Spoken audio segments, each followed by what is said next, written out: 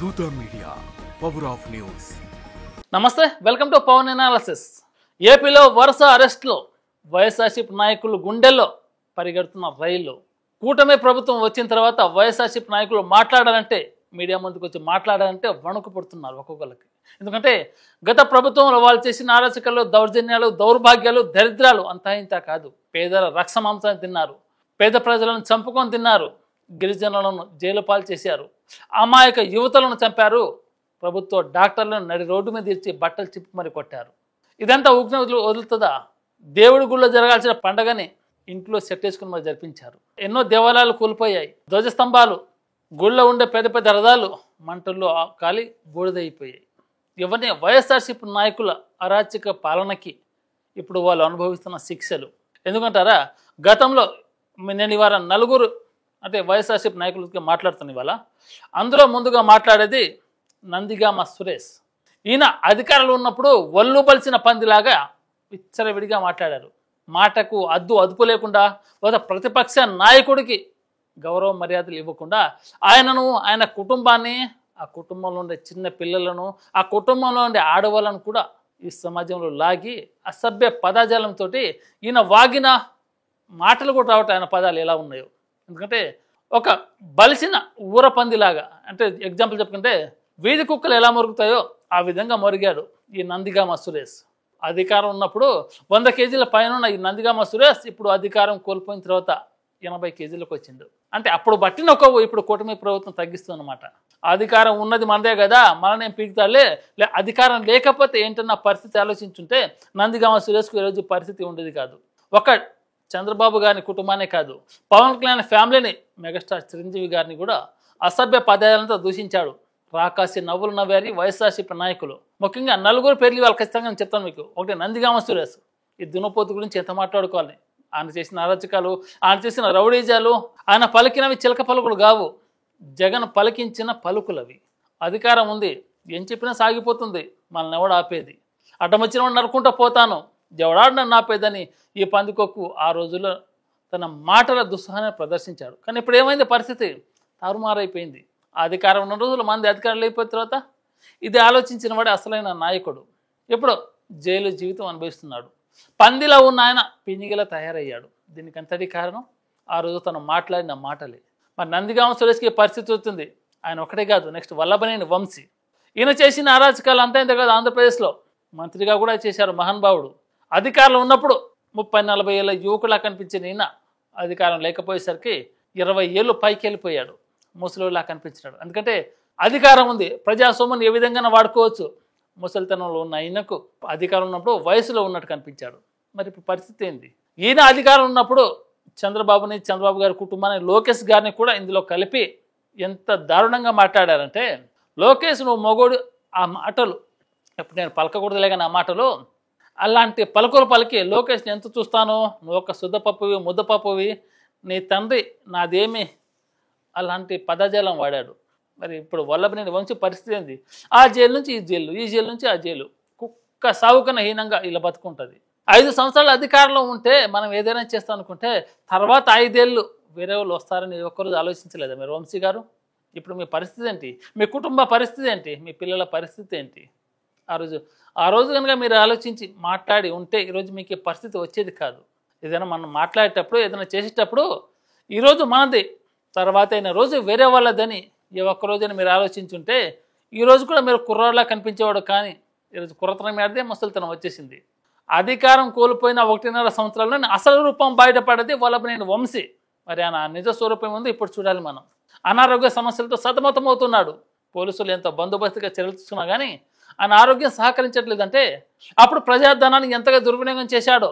ఆయన అందచందాలకు, ఆయన అపురూపాలకు అక్రమాలు చేశాడు, దోపిడీలు చేశారు, ప్రజలను కొట్టారు, టీడీపీ ఆఫీస్ని మంటల్లో తగలబెట్టాడు. మరి ఇప్పుడు అధికారంలో కూటమి ప్రభుత్వం ఊరుకుంటుందా? గట్టిగా చెంపపెట్టమంటుంది. అధికారం ఉన్నది కదా అని ఇష్టం వచ్చినట్టు మాట్లాడిన వైఎస్ఆర్సీపీ నాయకులకు ఇప్పుడు కూటమి ప్రభుత్వం 3 సులాలు గట్టిగానే దింపుతుంది. ఆ తర్వాత మనం మాట్లాడుకుంటే కొడాలి నాని ఆ జబ్బు ఈ జబ్బు, గుండె హార్ట్ అటాక్ అని అంటే దేశం విడిచి పారిపోవాలని ప్రయత్నం చేస్తున్నారు. ఇప్పటికే పోలీసులు లూకౌట్ నోటీసులు కూడా జారీ చేశారు. అతి త్వరలో అరెస్ట్ అయ్యే అవకాశాలు అయితే స్పష్టంగా కనబడుతుంది. ఎందుకంటే ఈయన మాటలకు అదొప్పు లేదు. ఈయన కూడా ఒక రోగిష్టి పేషెంట్ అనుకోవాలి మనం. నియమాలు ఉండవు, నియంత్రణ ఉండదు, మందబుద్ధి, అసలు ఏం మాట్లాడుతారో తెలియదు. సూపర్ స్టార్ రజనీకాంత్ లాంటి వ్యక్తిని ప్రపంచ స్థాయి అంటే ప్రపంచంలో ఎక్కడికి వెళ్ళినా కానీ అంటే గుర్తించే నాయకులలో రజనీకాంత్ గారు ఒకరు. అలాంటి నాయకునే ఈయన ఇలాంటి మాటలు మాట్లాడి మీరు తెలుసుకోవచ్చు. కొడాలి నాని గారు చంద్రబాబు గారు పెట్టిన విద్య ఆయనకు. ఆ రోజుల్లో టీడీపీ ప్రభుత్వంలో ఎమ్మెల్యేగా పనిచేసిన ఈయన చంద్రబాబుకు వెన్నిపోటు పొడిచి వైఎస్ఆర్సీపీ అంటే జగన్ వెనకాల చేరి, జగన్ సరసాన చేరి, జగన్ ఈయనతోటి నవరసాలు పలికించిండు. అన్నీ కాకమ్మ కబూర్లు ఈయన చెప్పినాయి. మరి కాకమ్మ కబూర్లోనే ఏమైనా విషయం ఉందా అంటే చేశారు, చాలా పనులు చేశారు. అమాయకులను హింసించడం, రౌడీజం చేయడం, గుండాయిజం చేయడం, పేదోళ్ళ భూములను లాక్కోవడం, మహిళలను తప్పించడం కొడాలి నాని గారు చేసిన. ఈయన సంపాదన అంత ఇంత కాదు. వైఎస్ఆర్సీపీ నాయకులని 100 కోట్లు సంపాదించిన నాయకుల్లో కొడాలి నాని ఒకరు. మరి ఈయనకు ప్రభుత్వం అంటే ఇప్పుడున్న కుటుంబ ప్రభుత్వం గట్టిగా బదిలీ ఇవ్వాలి కదా. గత ప్రభుత్వంలో ఉన్నప్పుడు మీరేం పీకలేరు, నా బొచ్చు కూడా పీకలేరు, వాళ్ళు ఏం చేస్తారు అని రోడ్డు మీద మురిగే కుక్కలాగా మురిగిండు కొడాలి నాని. మరి ఇప్పుడు ఈయన పరిస్థితి ఏంటి? హార్ట్ అటాక్ అని పేరు చెప్పి విదేశాలకు పారిపోయే ప్రయత్నాలు జరుగుతున్నాయి. మరి కుటుంబ ప్రభుత్వం ఊరుకుంటుందా? అతి త్వరలోనే కొడాలి నానిని జైలు గేటు ఊస లెక్క పెట్టే పరిస్థితులు దగ్గరలో ఉన్నాయి. ఇప్పటికే పోలీసు అధికారులు యంత్రాంగం తగిన చర్యలు తీసుకుంటున్నారు.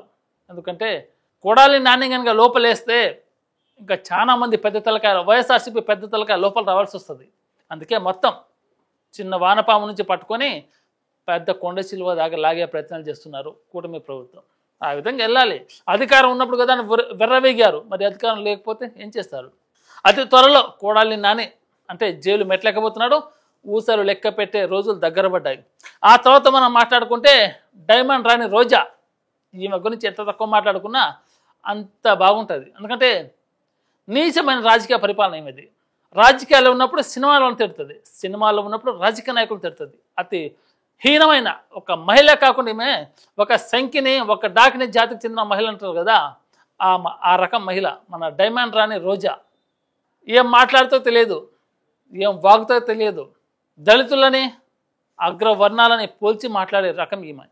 ఈమె గతంలో ఇండస్ట్రీలో ఉన్నప్పుడు చాలా అరాచక వేషాలు వేసింది. కానీ ఇప్పుడు ఇండస్ట్రీలో ఆమె అధికారంలో ఉన్నప్పుడు ఇండస్ట్రీని చాలా తక్కువ చేసి చులకన చేసి మాట్లాడింది. ఆ తర్వాత ఆమె ఇండస్ట్రీలో కొన్ని కోట్లు సంపాదించుకుంటూనే రాజకీయాల్లోకి వచ్చి సేవ చేద్దాం అనుకున్నారు. కానీ పాపం ప్రజలు మోసపోయారు. మా రోజా మంచి ఆమెను ఓటేశారు. కానీ మంచి ఆమెను ఓటేసిన ఈమె ప్రజలను ముంచేసే పరిపాలన కొనసాగించింది. నగరిలో ప్రజలను నట్టేట ముంచిన రోజా అక్కడ కనీసం సౌకర్యాలు కూడా కరువాయి. గత 5 సంవత్సరాలు నగరి పరిపాలన ఎలా ఉందంటే, నగరి ప్రజల గోస ఎలా ఉందంటే, ఇప్పుడు మీరే ఒకసారి చూడండి నగరిలో ఎలాంటి పరిస్థితులు ఉన్నాయో. నగరి పరిసరాలు ఈమె కట్టుకున్న ఇల్లు విలాసవంతంగా లగ్జరీ లైఫ్ బతికింది. కొడుకు కోసం బెంచ్ కారు కొన్నది, అదే ఈఎంఐలో కొన్నా అని చెప్పింది. ఇంకో దరిద్రం ఏంటంటే రోజా గురించి మాట్లాడుకోవాలంటే, తిరుమల తిరుపతి టికెట్లను కూడా, భక్తుల దర్శనం కోసం వచ్చే టికెట్ల టోకెన్లను కూడా ఈమె పక్కదారి మళ్లించి కోట్లాది రూపాయలు వెనకేసుకున్నది. ఎంతో పవిత్రంగా కొలిచే పుణ్యక్షేత్రం తిరుమల తిరుపతి దేవస్థానం. అలాంటి పుణ్యక్షేత్రంలోనే ఈమె టికెట్లను కూడా పక్కదారి పట్టించి కోట్లు దండుకున్నారంటే ఈమె దుర్భరమైన జీవితం ఎలా ఉండదంటే చూడండి. ఒక పిచ్చి పట్టిన కుక్కలాగా మాట్లాడే ఈమె ఎంతో కష్టం ఉంటే కానీ తిరుమల తిరుపతి దేవస్థానంకి వచ్చి మా కష్టాలు ఉన్నాయి, మమ్మల్ని తీర్చు, మా కష్టాలు ఉన్నాయి, మిమ్మల్ని నమ్మొచ్చాం, మా కష్టాలు తీర్చే దైవ స్వరూపం మీరు అని తిరుమల వెంకటేశ్వర స్వామిని భక్తులు నమ్మి ఎంతో పవిత్రంగా వస్తే ఆ పవిత్రమైన పుణ్యక్షేత్రంలో కూడా ఈ డైమండ్ రాణి రోజా కూడా అరాచకం చేసింది. గత ప్రభుత్వంలో వైఎస్ఆర్సీపీ ప్రభుత్వం ఉన్నప్పుడు టికెట్లను కూడా పక్కదారి పట్టించి కోట్ల రూపాయలు దండుకున్న చరిత్ర, నీచమైన హీనమైన చరిత్ర ఏదంటే పుణ్యక్షేత్రమైన తిరుపతి దేవస్థానంలో డైమండ్ రాణి రోజాదే. ఇంత నీచ నికృష్ట పరిపాలన ప్రపంచ దేశాలలో ఏ రాష్ట్రానికి లేదు. ఇంకో విషయం మాట్లాడుకోవాలంటే ఇండియాలో, టోటల్ ఇండియాలో మనం చెప్పుకుంటే ప్రపంచం గురించి వద్దు, ఓన్లీ ఇండియాలో గురించి మాట్లాడుకోవాలంటే ఇండియాలో ఏ రాష్ట్రంలోనే నీచమైన నికృష్టమైన రాజకీయం సాగించింది ఎవరైతే ఆంధ్రప్రదేశ్లోనే గత వైఎస్ఆర్సీపీ ప్రభుత్వం. రాష్ట్ర రాజకీయాలను భ్రష్ట పట్టించింది. అభివృద్ధి చెందుతున్న రాష్ట్రాన్ని సర్వనాశనం చేశారు ఈ లీడర్లు. అరాచక పాలన కొనసాగించారు. ఇంకోటి ఏంటంటే ఈ వైఎస్ఆర్సీపీ నాయకులు మాట్లాడే మాటలు రాష్ట్ర రాజకీయ నాయకులకే ఆశ్చర్యం కలిగించే మాటలు ఇవి. ఇంతకుముందు ఏ నాయకుడికి ఇలాంటి వాక్చాతుర్యం ప్రదర్శించలేదు. అలాంటి అడ్డమైన మాట్లాడు కూడా రాష్ట్ర రాజకీయ నాయకులుగా పరిచయం చేసింది కూడా ఈ వైఎస్ఆర్సీపీ నాయకులే. మరి వీళ్ళ పరిస్థితి ఇప్పుడు అదో గతి. బతకాలంటే గతి. ఇండస్ట్రీ మనది, రోజా గారు ఇండస్ట్రీ మనది. ఇక్కడ ఉంటే అక్కడ, అక్కడ ఉంటే ఇక్కడ. ఇప్పుడు అక్కడ మూసేశారు. ఇప్పుడు నెక్స్ట్ మీ మీదకి వస్తుంది. కూటమి ప్రభుత్వం త్రిశూలం మీ ముందుకి వేసింది. రెడీగా ఉండండి, త్వరలో జైలు కూడా లెక్క పెట్టడానికి. పందిలా తిండి బలవడం కాదు, మన తిన్న తిండికి ప్రజలు ఇచ్చారు మనకు, ఆ తిండికి మనమే న్యాయం చేసాం, ప్రజలకు ఏం చేశాం మనం, అవన్నీ మాట్లాడుకోవాలి కదా మీరు. మరి అతి త్వరలో డైమండ్ రాణి రోజా గారు జైలు గోడలెక్కి ఊసలు లెక్క పెట్టే రోజులు దగ్గరగా ఉన్నాయి. కూటమి ప్రభుత్వం ఆ విధంగా చర్యలు తీసుకుంటుంది. పవిత్రమైన పుణ్యక్షేత్రంలోనే దోపిడీ చేసిన ఈ రోజా, దీనికి తగిన ఫలితం ఆమె జైలు పాలన చేయడం, ప్రజలు ఈమెకు సరైన శిక్ష విధించే విధానం కూటమి ప్రభుత్వాన్ని అవలంబిస్తే అతి కొద్ది రోజుల్లోనే, అంత ఎక్కువ సమయం లేదు దీనికి కూడా, అతి కొద్ది రోజుల్లోనే రోజా కూడా జైలు ఊసలు లెక్కబెట్టే రోజులు వచ్చింది. ఆ విధంగా వెళ్ళాలని కూడా కూటమి ప్రభుత్వం కసరత్తులు ప్రారంభించింది. చూడండి రోజా గారు, ఇక మీరు ఎక్కడ వెళ్ళి దాక్కుంటారో, దేశం దాటి పారిపోతారా, లేకపోతే మీ అత్తగారి వెళ్ళినా తమిళనాడు వెళ్తారా, ఎక్కడికి వెళ్ళినా కానీ మిమ్మల్ని వదిలిపెట్టే ప్రసక్తి లేదు. పవన్ కళ్యాణ్ గారు కానీ, లోకేష్ గారు కానీ, ముఖ్యంగా చంద్రబాబు నాయుడు గారు కానీ మిమ్మల్ని ఎక్కడికి వెళ్ళినా వదిలే ప్రసక్తే లేదు. మీరు ఇష్టానుసారంగా మాట్లాడారు, దానికి మీరు తగిన మూల్యం ఇప్పుడు చెల్లించుకోవాల్సిందే. మీ బ్రతుకు జైలు బతికే, ఇక గుర్తుపెట్టుకో, అతి కొద్ది రోజులు మాత్రమే. హాయ్, నేను మీ RP Patnaik. Please subscribe to Dootha media. For more updates, please subscribe Dutta Media.